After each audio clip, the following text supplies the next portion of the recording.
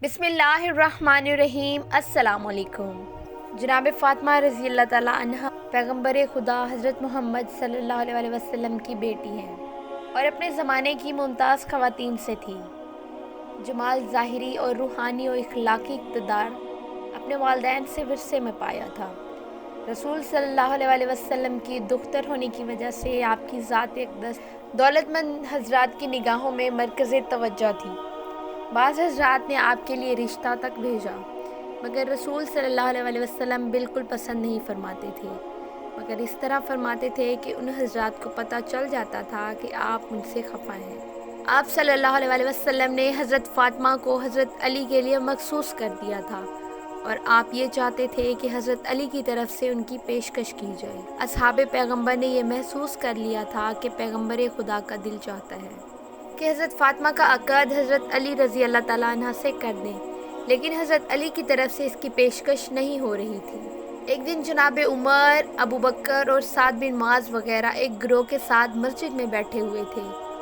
جناب ابو بکر رضی اللہ تعالیٰ عنہ نے کہا، حضرت فاطمہ کی نسبت کے لیے رسول صلی اللہ علیہ وسلم نے کسی کی بھی درخواست منظور نہیں کی، اور آپ صلی اللہ علیہ وسلم نے فرمایا کہ حضرت فاطمہ کا شوہر منتخب کرنا اللہ کے ہاتھ میں ہے۔ ابھی تک حضرت علی کی طرف سے جناب پیغمبر کی خدمت میں حضرت فاطمہ رضی اللہ تعالیٰ عنہ سے رشتہ نہیں مانگا۔ میں یہ سمجھ سکتا ہوں کہ اللہ اور پیغمبر نے حضرت فاطمہ کو حضرت علی کے لیے معین کر رکھا ہے۔ جناب ابو بکر نے جناب عمر اور سعد رضی اللہ تعالیٰ عنہ سے کہا، اگر تم لوگ چاہتے ہو ہم مل کر علی کے پاس چلیں اور ان کے سامنے اس موضوع کو پیش کریں، اور اگر وہ شادی کرنے کی طرف مائل ہوں اور تہ دست کی بنیاد پر وہ شادی نہ کر رہے ہوں تو ہم ان کی مدد کریں۔ آپ تینوں حضرات حضرت علی کے گھر آئے، مگر انہوں نے آپ کو وہاں نہیں پایا۔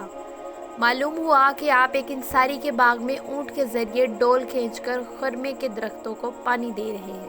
تینوں اصحاب حضرت علی کے پاس آئے اور آپ نے فرمایا، کہاں سے آ رہے ہو اور میرے پاس کس غرض سے آئے ہو؟ جناب ابو بکر نے کہا، یا علی، تم کمالات کے لحاظ سے ہر ایک سے بالاتر ہو۔ ہم سب آپ کے مقام اور مرتبہ جو کہ رسول صلی اللہ علیہ وسلم کو آپ سے ہے، اس سے آگاہ ہیں۔ بزرگان اور شرف قریش حضرت فاطمہ کی خواستگاری کے لیے جا چکے ہیں، لیکن تمام لوگوں کی باتوں کو رسول صلی اللہ علیہ وسلم نے رد فرمایا ہے اور یہ فرمایا ہے کہ جناب فاطمہ کا شوہر خدا و عالم کے ہاتھ میں ہے، اور ہم گمان کرتے ہیں کہ خدا اور اس کے رسول نے جناب فاطمہ کو آپ کے لیے مخصوص کیا ہے۔ ہمیں خبر نہیں ہو سکی کہ آپ اس اقدام میں کیوں کوتاہی کر رہے ہیں۔ حضرت علی نے جب یہ گفتگو سنی تو آپ کی آنکھوں میں آنسو بھر آئے۔ اے ابو بکر، تم نے میرے احساسات اور اندرونی خواہشات کو ابھارا ہے اور اس کی طرف توجہ دلائی ہے جس سے کہ میں غافل تھا۔ خدا کی قسم، تمام دنیا حضرت فاطمہ کی خواستگار ہے اور میں بھی علاقہ مند ہوں۔ جو چیز مجھے اس اقدام سے روکے ہوئے ہے وہ فقط میرا خالی ہاتھ ہونا ہے۔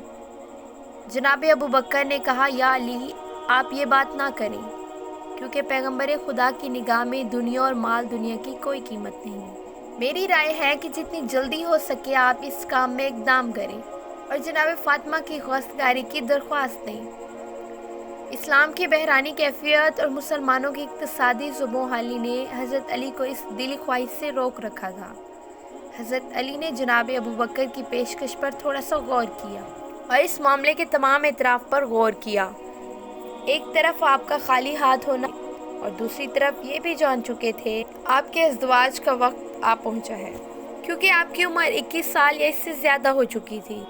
انہیں اس عمر میں شادی کرنا ہی چاہیے تھی اور فاطمہ جیسا رشتہ بھی نہ مل سکے گا، اور اگر یہ سنہرا وقت بھی ہاتھ سے نکل گیا تو پھر اس کا تدراک نہیں کیا جا سکے گا۔ حضرت ابو بکر کی پیشکش نے حضرت علی کی روح کو اس طرح بیدار کر دیا کہ آپ کا اندرونی جذبہ محبت شعلہ ور ہوا، اور آپ سے پھر اس کام کو آخر تک پہنچانا ممکن نہ ہو سکا جس میں آپ مشغول تھے۔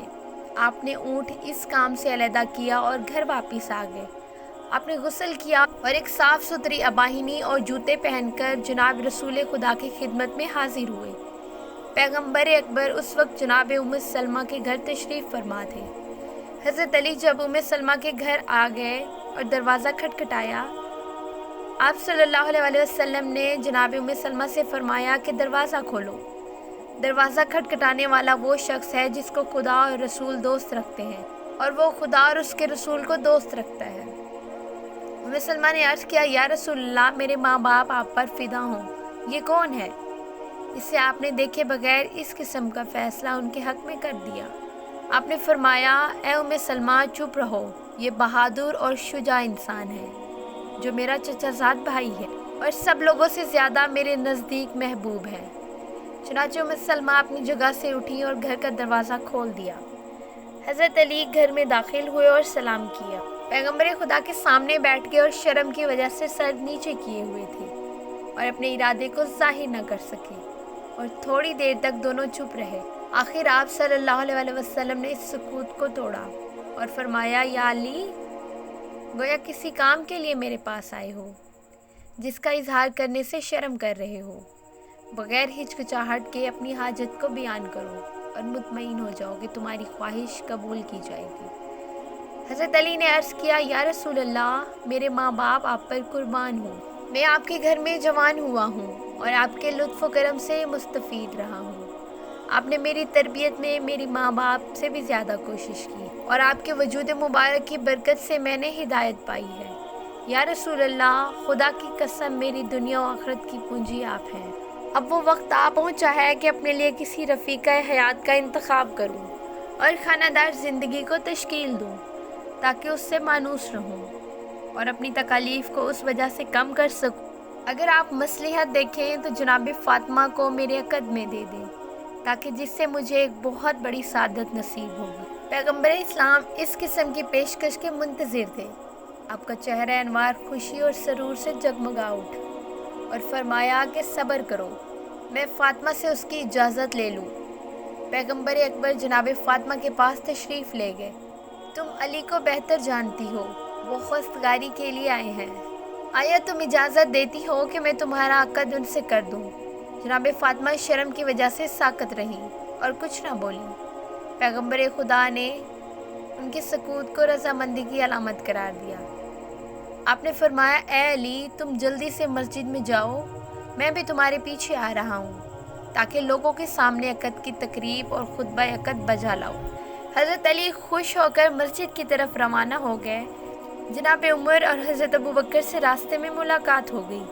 تمام واقعے سے ان کو آگاہ کیا اور فرمایا کہ رسول صلی اللہ علیہ وسلم نے اپنی دختر کا عقد میرے ساتھ کر دیا ہے اور ابھی میرے پیچھے آ رہے ہیں تاکہ لوگوں کے سامنے عقد کے مراسم انجام دیں۔ آپ کا چہرہ خوشی و شادمانی سے چمک رہا تھا۔ مسجد میں تشریف لائے اور خدا کی حمد و ثنا کے بعد فرمایا، اے لوگو، آگاہ رہو، جبرائیل علیہ السلام مجھ پر نازل ہوئے ہیں اور خداوند کریم کی طرف سے پیغام لائے ہیں کہ حضرت علی اور جناب فاطمہ کے ازدواج کے مراسم عالم بالا میں فرشتوں کے حضور منعقد کیے جا چکے ہیں، اور حکم دیا ہے کہ زمین پر بھی یہ مراسم انجام دیے جائیں۔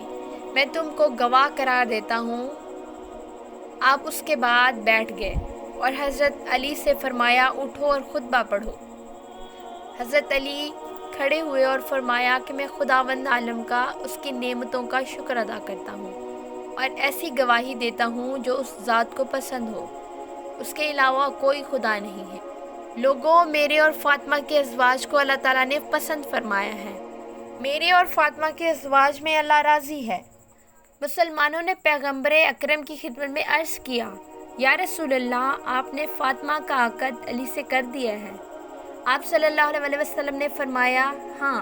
تمام حاضرین نے دعا کے لیے ہاتھ اٹھائے اور کہا، خدا اس ازدواج کو تمہارے لیے مبارک قرار دے، تم دونوں کے درمیان محبت اور الفت پیدا کر دے۔ حضرت زہرا رضی اللہ تعالیٰ عنہ کا مہر، ایک ذرہ جس کی قیمت 400 یا 480 یا 500 درہم تھی، یمنی کتان کا ایک جوڑا، ایک گزفن کی کھال رنگی ہوئی۔ حضرت فاطمہ رضی اللہ تعالیٰ عنہ کا جہیز، رسول صلی اللہ علیہ وسلم نے حضرت علی سے فرمایا، ابھی اٹھو اور اس ذرہ کو جو تم نے حضرت زہرا کے لیے مہر قرار دی ہے، یہ بازار میں جا کر فروخت کرو تاکہ میں تمہارے لیے جہیز اور گھر کے اسباب مہیا کروں۔ حضرت علی بازار گئے اور ذرہ کو فروخت کیا۔ مختلف روایات میں ذرہ کی قیمت الگ الگ بتائی گئی ہے۔ واضح رہے کہ بعض روایات کی بنا پر جناب عثمان نے اس ذرہ کو خرید لیا اور بعد میں حضرت علی کو ہدیہ کر دی۔ حضرت علی زرہ کی قیمت لے کر پیغمبر اکرم کی خدمت میں پیش کر دی۔ آپ نے جناب ابو بکر، حضرت سلیمان فارسی اور حضرت بلال رضی اللہ تعالیٰ عنہ کو بلوایا اور کچھ درہم انہیں دے کر فرمایا کہ اس مقدار سے جناب فاطمہ کے لوازمات اور اسباب زندگی خرید لاؤ۔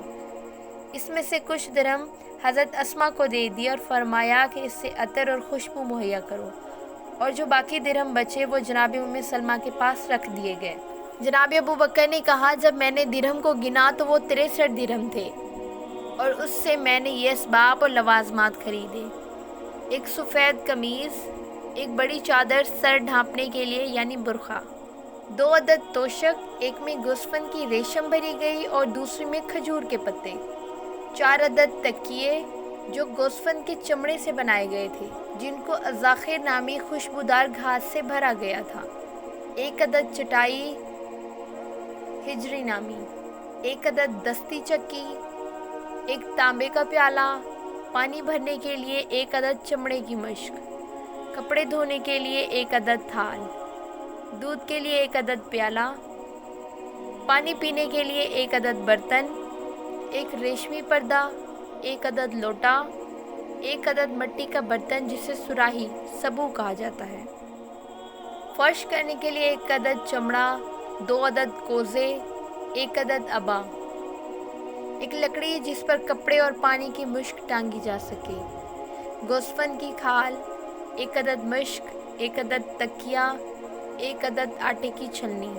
جب حضرت زہرہ کا جہیز جناب رسول خدا صلی اللہ علیہ وسلم کے سامنے لے آئے تو آپ کی آنکھوں سے آنسو جاری ہو گئے اور سر کو آسمان کی طرف بلند کر کے فرمایا خدا اس شادی کو مبارک کرے جس کے اکثر برتن مٹی کے ہیں اور حضرت علی کے گھر کا اثاثہ ہے۔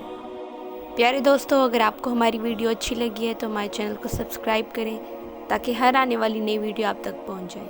ملتے ہیں کسی نئی ویڈیو میں، تب تک کے لیے اللہ حافظ۔